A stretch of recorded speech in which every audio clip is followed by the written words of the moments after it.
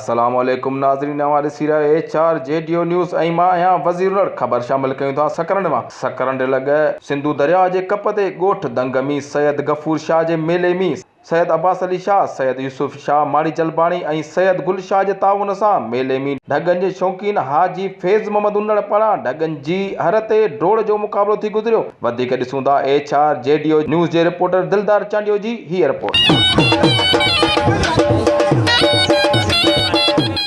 दिलदार Chandio HRJDO news Sakrand असीं अॼु वेठा आहियूं सकरंड लॻ ॻोठ दंग में जिते सैयद गफ़ूर शाह जो मेलो जारी सारी आहे। हिते अॼु मेले में ढगनि जी हर जी काई जी डोड़ थी आहे। अचो त तव्हांखे बि ॾेखारियूं ऐं ढगनि जे शौक़ीननि खां बि कुझु ॻाल्हि ॿोल कयूं। जी मुझे सभिनी खे सुठो लॻो, सभिनी गॾिजी हिमत कई।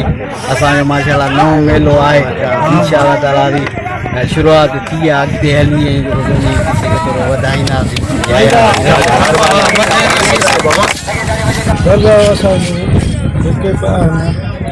टे चार दर्शन महिरबानी सां ही असांजी दरगाह पढ़ी आहे।